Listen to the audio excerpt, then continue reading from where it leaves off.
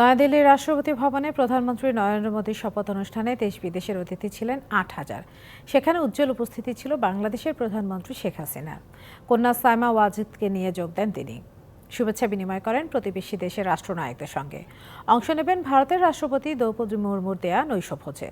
প্রধানমন্ত্রী নরেন্দ্র মোদীকে নেতৃত্বে বিতে নেইবারহুড ফার্স্ট নীতিতে বাংলাদেশ সহ প্রতিবেশী দেশগুলোর রাষ্ট্র ও সরকার প্রধানদের উপস্থিতিতে জোটের ওপর ভর করে টানা তৃতীয় মেয়াদে ভারতের প্রধানমন্ত্রীর শপথ নিলেন নরেন্দ্র মোদী।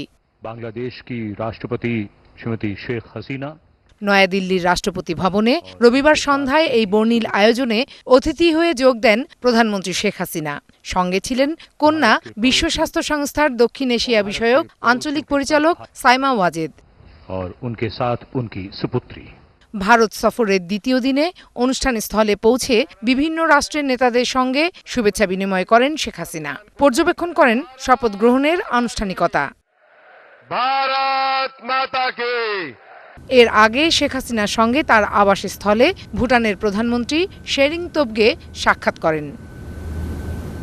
তারও আগে ভারতের বর্ষীয়ান রাজনীতিবিদ, বিজেপি নেতা ও দেশটির সাবেক উপপ্রধানমন্ত্রী লালকৃষ্ণ আদভানির সঙ্গে তাঁর বাসভবনে সৌজন্য সাক্ষাৎ করেন বঙ্গবন্ধু কন্যা। এদিকে বিকেল 3:30টার দিকে নিজের সামাজিক যোগাযোগ মাধ্যম এক্স হ্যান্ডেলে খাবার সামনে নিয়ে প্রধানমন্ত্রী শেখ হাসিনার সঙ্গে ছবি শেয়ার করেন কন্যা পুতুল। ক্যাপশনে তিনি লিখেছেন, নরেন্দ্র মোদীর শপথের আগে মায়ের সঙ্গে কুইক বাইট। ছবিটা নেট দুনিয়ায় ইতিমধ্যে সমাদৃত।